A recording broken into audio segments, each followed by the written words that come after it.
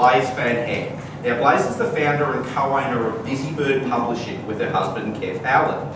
Busybird was established in 1998 as a photographic and design business and had Ford Australia as a major client for 10 years, producing illustrations for their cataloguing. When this work was taken to India, the business changed direction and became a boutique publisher. Busybird is passionate about helping people tell their story because humans are by nature curious creatures.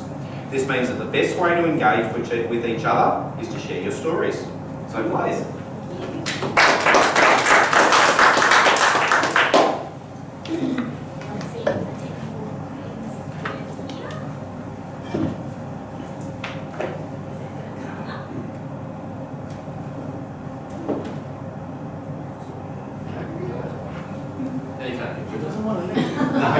I didn't say it.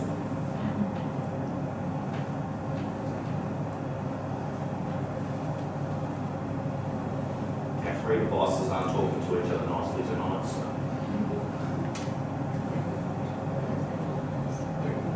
Yep. Alright. I am not a coach or a mentor, so this is not something that I teach per se in my business. But because I have my own business, I think that work-life balance is very important. Now, I actually have a bit of a problem with the theme of work-life balance, because to me it makes it seem like they're opposite, that they're opposite and opposed. And for me, I'm very passionate about my business, so I find that work for me isn't work as such. So when Nat and Stu sort of said this was a theme, I had to sort of think about it a bit. It's not something it's something that I do, but not something that I've talked about with other people. So I found this cute photo. I'm sure you can see this over there, but I thought it was gorgeous. So I actually was trained to be a naturopath at one stage, but I found that I wasn't passionate about it enough to continue because it was a lot of years of study.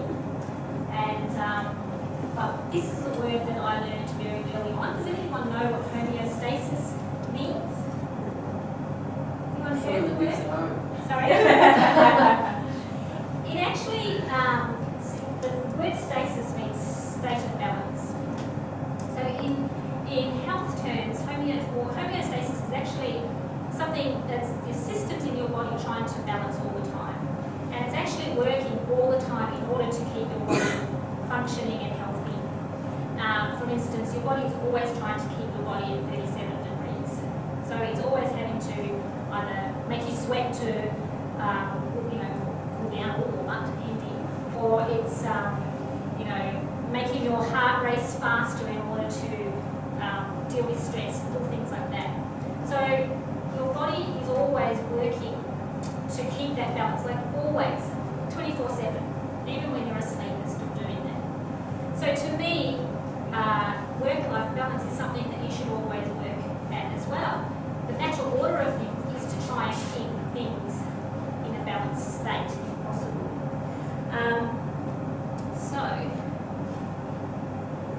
Homeostasis is a natural order within your body, and I think everything in our life should be the same.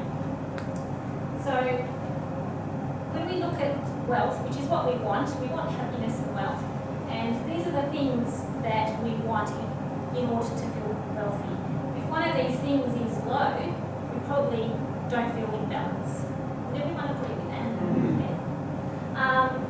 And a lot of people say, oh, I'm not in business to make money, or I'm in business for whatever reason. And everyone has different ideals, and that's fine. It's totally up to them. But you really should be working on all of those things in your life in order to feel fulfilled, I think. There's people who might be in corporate jobs who earn heaps of money, something's missing, so they don't feel happy, and that's why they might go on a bit of a spiritual journey. So I'd like to ask the audience why you work for yourself. Anyone want to offer up reasons? I think everyone works for themselves here. So I don't like sitting in traffic for an hour. that's similar. I can walk to my studio and it's 15 minutes. It's gorgeous. Sometimes I take my dog. Anything else? Yeah, having intense conversation with the boss. Yes. Like, hello. Yeah. Bill? Yeah, to a large extent, I guess it's because I can get up when I want, go to bed when I want, and in between do whatever I want, Yes. to a certain extent.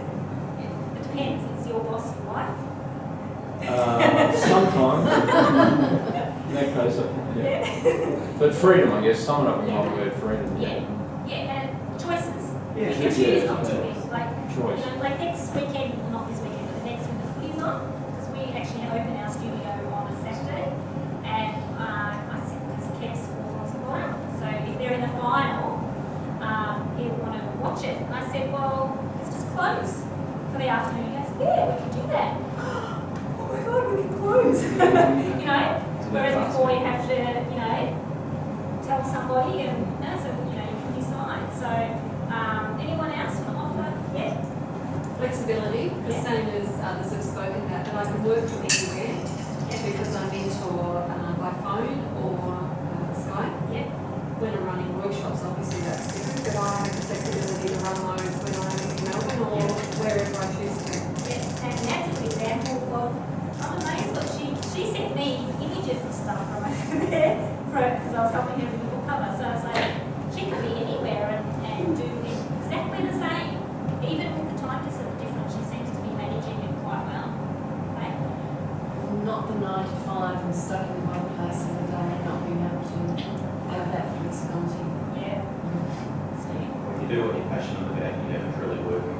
And that's what I feel like. And that's why the life balance thing is a bit hard for me to kind of, because to me it's like, well, yeah, I don't feel like what I do is work, even though I am, you know, I'm putting decent hours in because I've got lots on, but, you know, if I start at 8, if I have to start at 8, for instance, or someone wants an early meeting, I don't begrudge it because it's like, yeah, let's go, you know.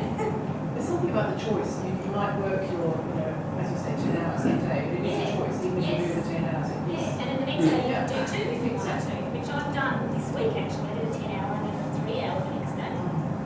Yeah. I get sick with the boss. You can sleep. Yeah, so there's You did do that in a 9 to 5 job as well. So I like helping people and developing people, yes. and I'm being paid very well for doing that. So I'm doing what I really love doing, Yeah. which previously I wasn't good enough for, and why would I do anything else? Yeah. Yeah. So, and there's pluses and minuses to having your own business. And there are some days where, you know, 3 things might go wrong and you go, why am I doing this? Or you have to do your work, which I hate doing, and I'm trying to palm it off as much as I can, but still, you know, you still have to gather all the stuff to give to the bookkeeper.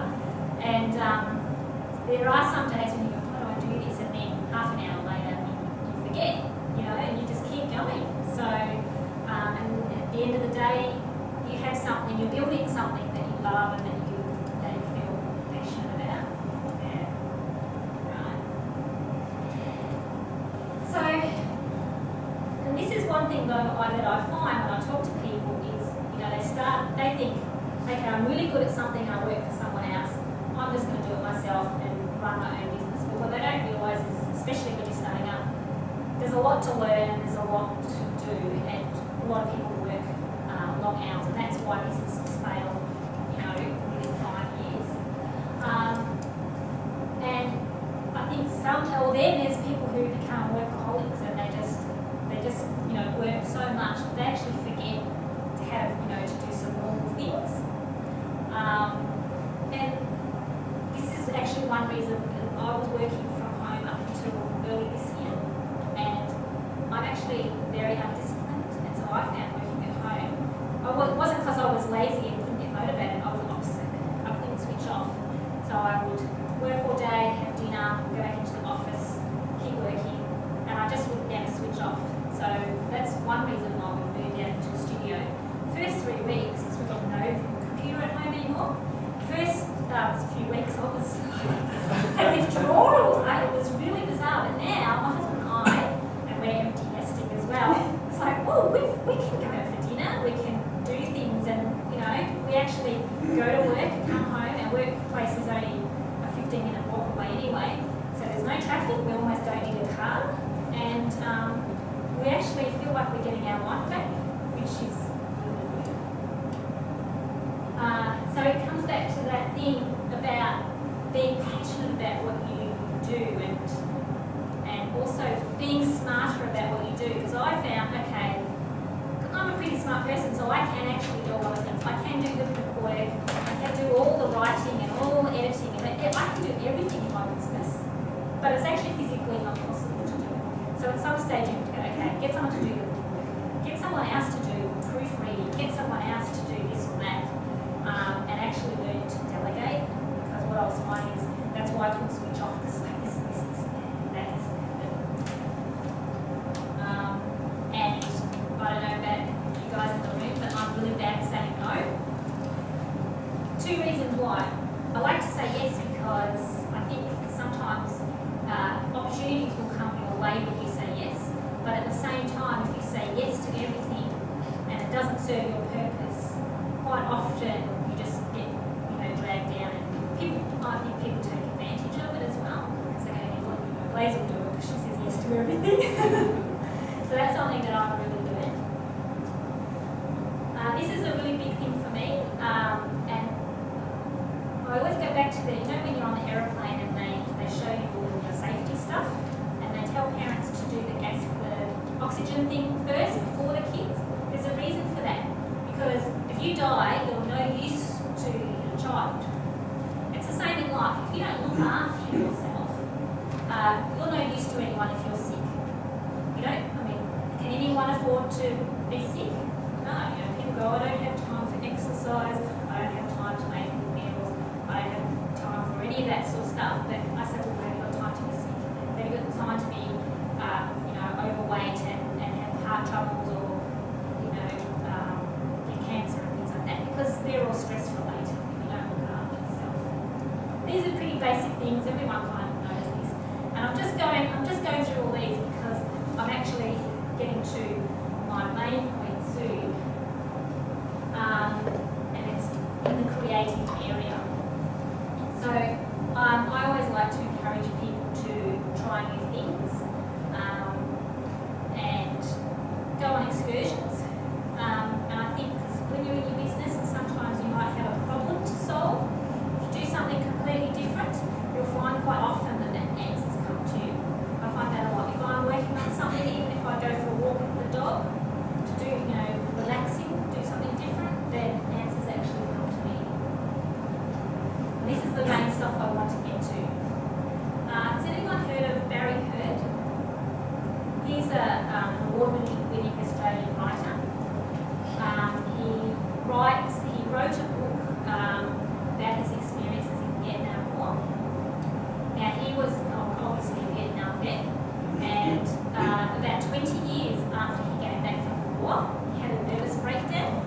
So in that 20 years, he'd been leading up to that because, in those days, they didn't have all the therapy and debriefing and stuff for army people that they do now.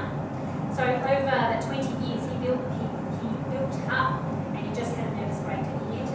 He ended up in a mental institution, and he was actually on death's door. His family got told to get his his affairs in order, I should say, and he was apparently wearing adult diapers, and he just was in a really bad way.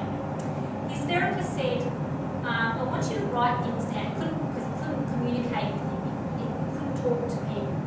So he said, I want you to start keeping a journal. I want you to write things down. So Barry started writing a journal, and he actually wrote a letter to himself. And he said he started writing and he couldn't stop.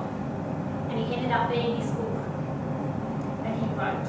And he's gone on to write other books as well. But he said writing saved him. What I'm getting at is that writing is really good therapy for stress relief and for working out the world. It's actually a really good way for you, by writing, it's a really good way of you working out things. It's almost like the page is your therapist, yourself is your therapist. Does that make sense to people?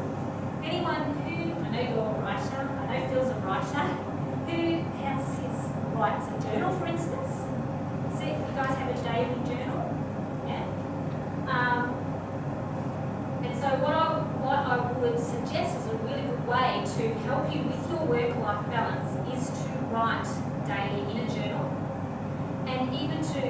extend that more by writing about what you do, because that actually helps you work out how to tell other people about what you do.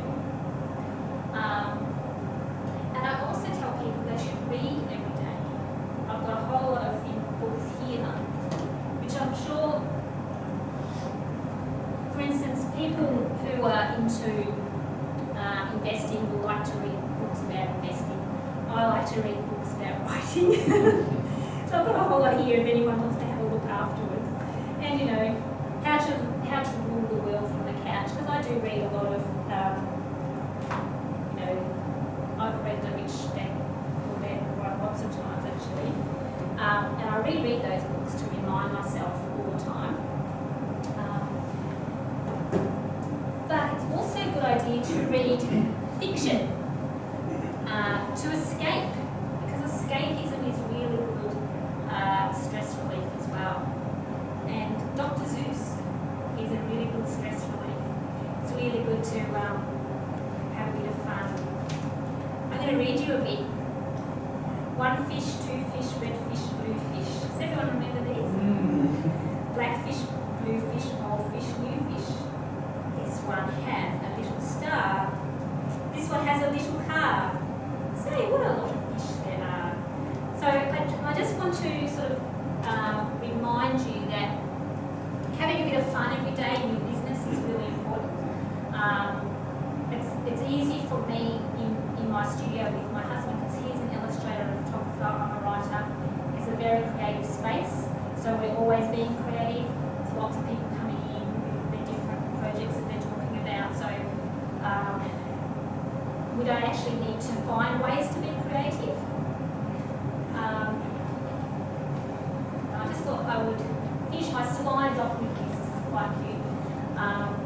And then we're actually going to do a writing exercise. Something a bit different.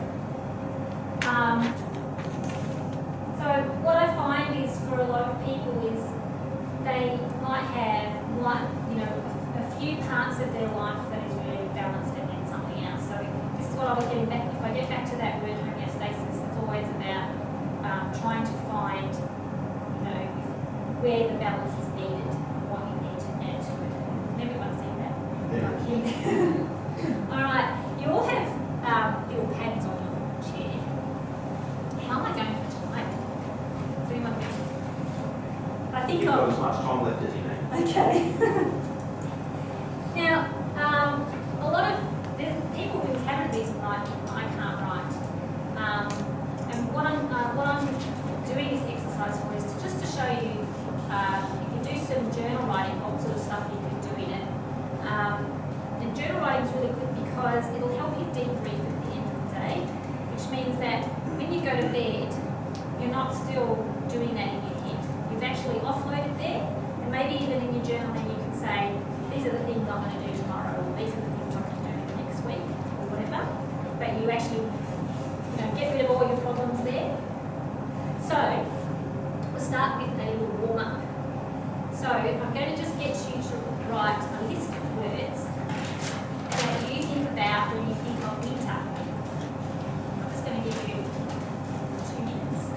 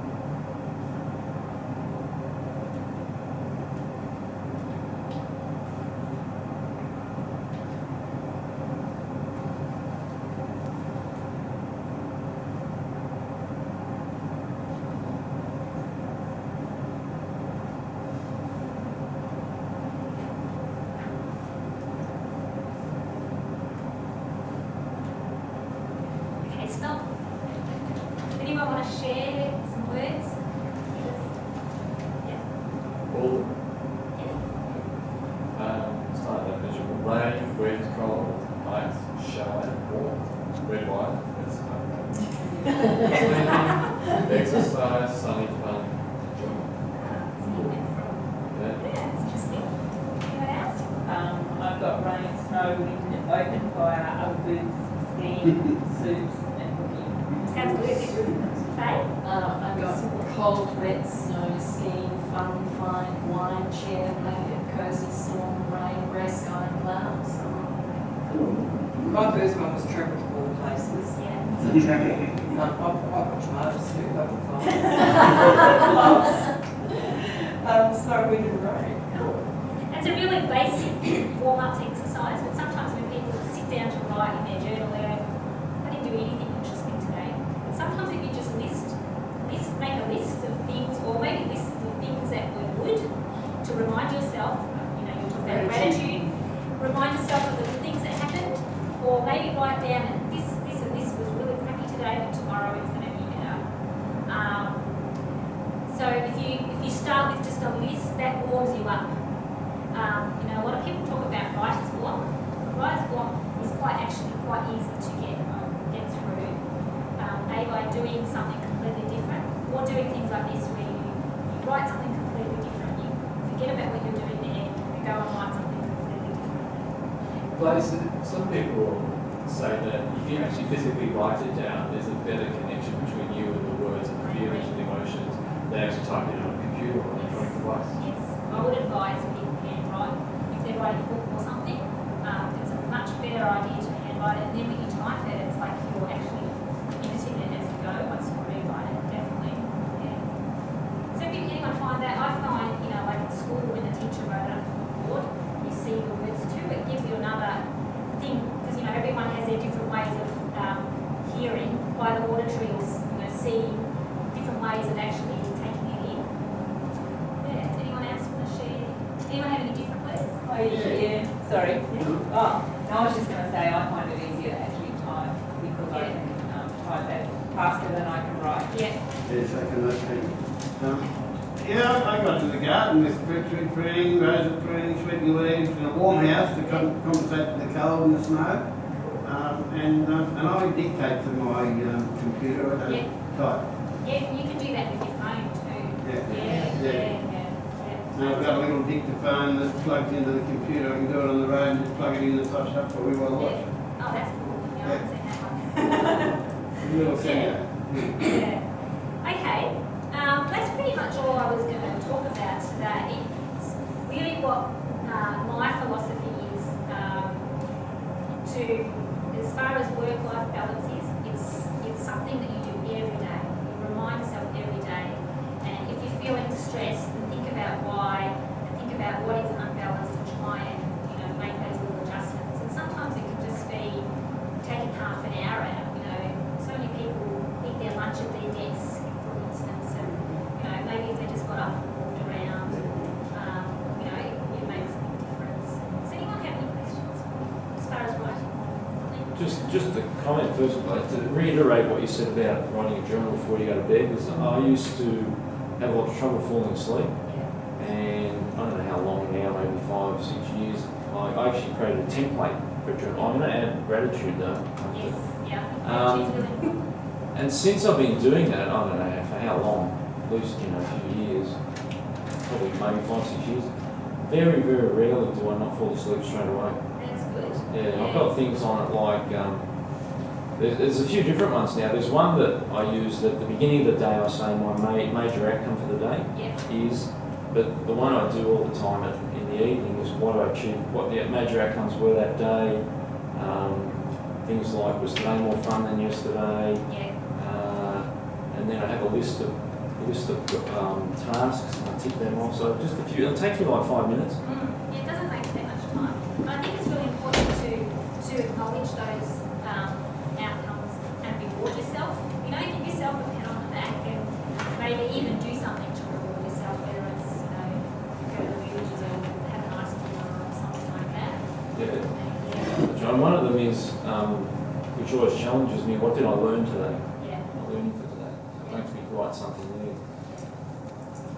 I buy books and never read them. Oh, that's naughty. Yeah, so I basically go to bed and watch something that I've recorded and puts me asleep, something trivial on TV. Was it Kardashians or something stupid like that? Well, this is the thing too. We'll get to you soon. This is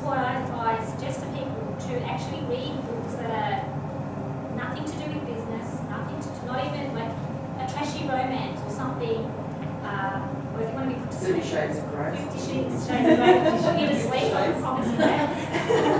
But no, reading trashy stuff is good, and that's what, when people go on holidays, trashy books are the ones people like to take because they want to just chill out and forget about things. I mean, romance books are the hugest books that are bought and borrowed in the library. If you want to be a top selling author, make lots of money for your romance writer because it's a huge market.